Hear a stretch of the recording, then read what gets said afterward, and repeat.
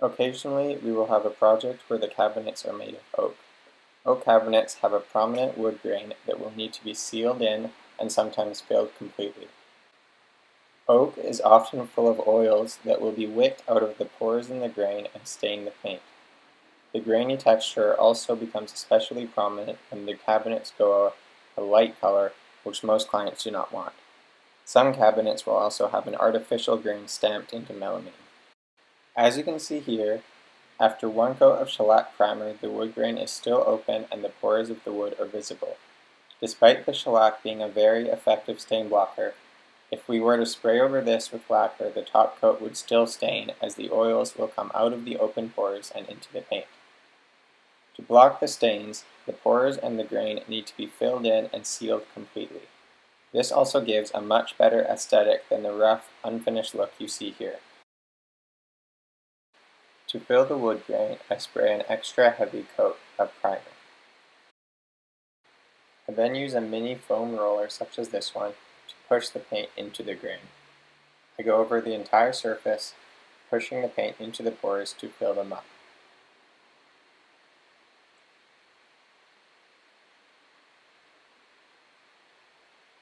You can see as I roll over the pores, they begin to fill up and become less prominent and visible. The edges here often have especially open pores that will need to have lots of paint pushed inside. Try to keep the paint as smooth as possible as you are rolling. We don't want any ridges or runs or marks left from the roller.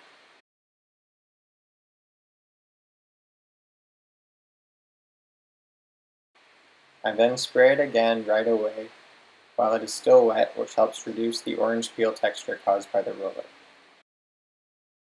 I'm also adding extra heavy spray here on the inside edges, as I could see that the pores were still open.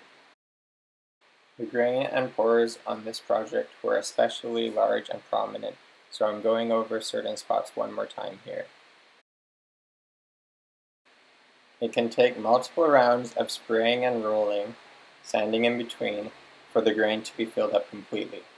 Depending on what the clients want and pay for, we sometimes will only need to fill the open pores, but some grain texture is okay, or sometimes we will need to fill the grain completely, or at least as much as possible, leaving a smooth surface.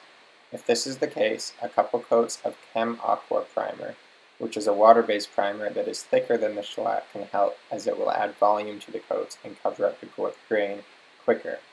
Just make sure to have shellac below and on top of the Chem Aqua for adhesion and stain blocking purposes. As you can see, the pores are now sealed in and the surface is looking much more like a properly painted door. However, there is now a bumpy orange peel texture caused by the roller. This will need to be sanded off. Using rough sandpaper, 180 or even 100 grit, and the Surf Prep sander, sand away all the texture. It is okay if some wood is exposed around the edges. If the roller has left any marks or drips or ridges of paint, now is the time to sand those off as well. Just make sure not to sand too deep, as you will start to expose the grain texture again. After the surfaces have been sanded completely smooth, you can do one more quick, light coat of shellac to cover up the exposed wood and make sure the lacquer adheres correctly. Once that final coat of shellac has been applied, you proceed with the usual steps.